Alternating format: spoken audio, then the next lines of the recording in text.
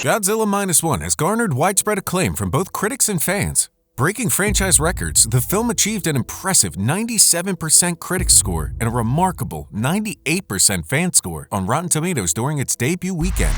And it deserves all the applause, because it is spectacular! At first, I had my doubts about all the hype around the human drama in this movie. Reviews were making it sound like it's the first Godzilla film since the '54 classic with characters you can actually believe in and a storyline that ties everything together. I wasn't buying it. Because, let's be real, movies like Versus Biollante and Versus Destroya had solid characters and narratives too. But what Godzilla Minus One does well, and it does a lot of things well, is reframe the dichotomy between the human storyline and the presence of the titular kaiju. When Godzilla shows up, it's not just a regular monster appearance, it's downright chilling.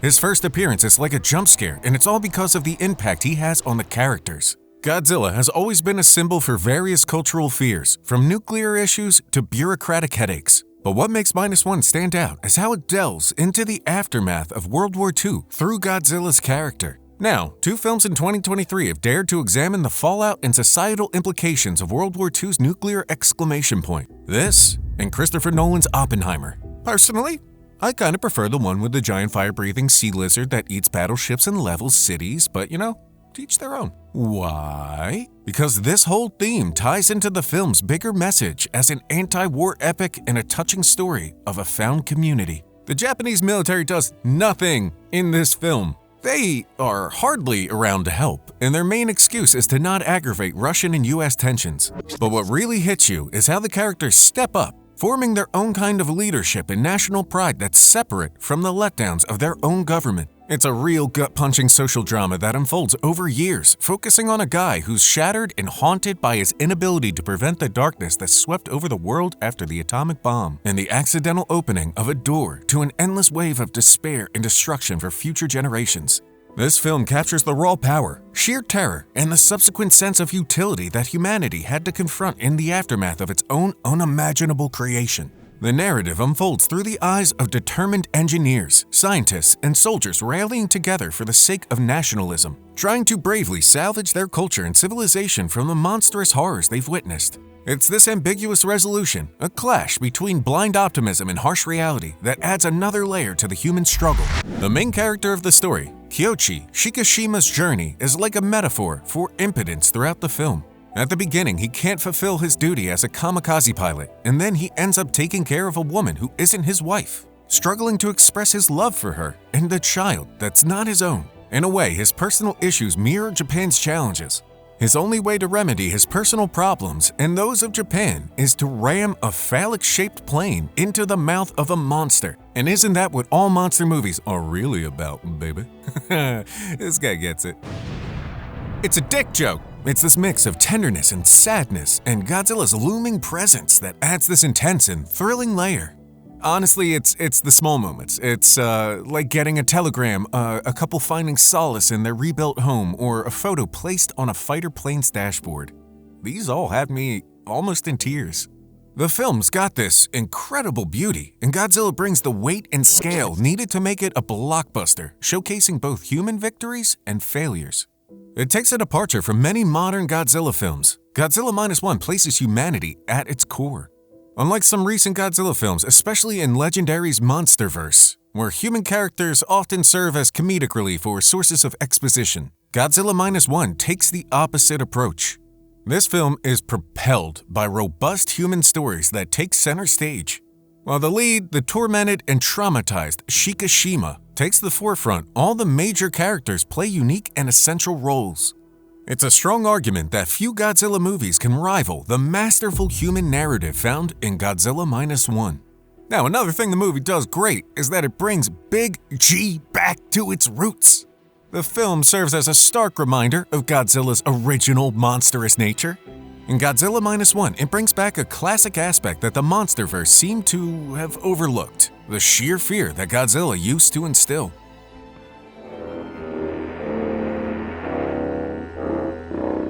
In the 1954 version, Godzilla wasn't some Earth-protecting hero. He was a relentless force of destruction, driven by neither conscience nor motive. He was the embodiment of pure fear, and Godzilla Minus One successfully resurrects that element. I'd have to say that writer-director and visual effects supervisor Takashi Yamazaki, a highly esteemed filmmaker in Japan with multiple Japanese Academy Awards under his belt, truly showcases his expertise in Godzilla Minus One. With high expectations surrounding his take on a Godzilla project, Yamazaki not only met but exceeded them. The film is saturated with impactful imagery and breathtaking cinematography, and Yamazaki's touch is especially evident in balancing the action and destruction with the intimate and emotional moments of the story. What's truly remarkable is the achievement Yamazaki pulled off with a budget that's just a fraction of a typical Hollywood blockbuster. With just a budget of $15 million, Godzilla Minus One boasts some of the most impressive and awe-inspiring visuals ever witnessed in a Godzilla movie, largely credited to Yamazaki's mastery as a visual effects supervisor. The CGI monster, a standout in the film, is on par with the quality seen in the MonsterVerse versions. Yamazaki's portrayal of Godzilla's destruction is truly devastating, and it sets a high bar for any future Godzilla movie to match, especially with the iconic image of the kaiju gearing up for his atomic breath.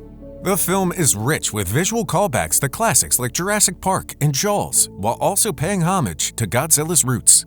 The human story at the core of Godzilla Minus One is incredibly powerful, but it shines because it is complemented by some of the most impressive kaiju action ever crafted by Toho.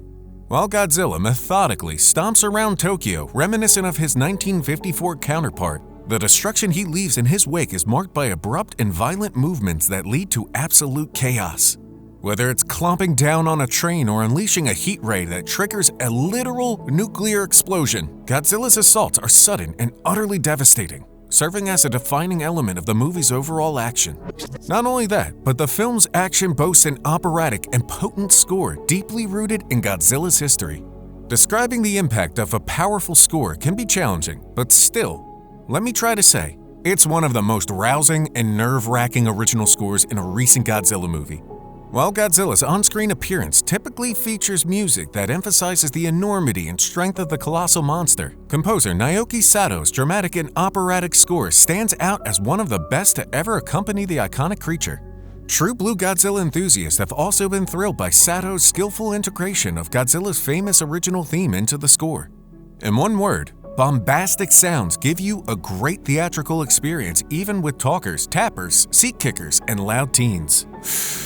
Teens! Stop watching your TikToks and watch the damn movie! With all this in mind, trust me when I say that Takashi Yamazaki has delivered a triumph within the genre, bringing Godzilla back to its roots of immense terror and metaphorical monstrosity.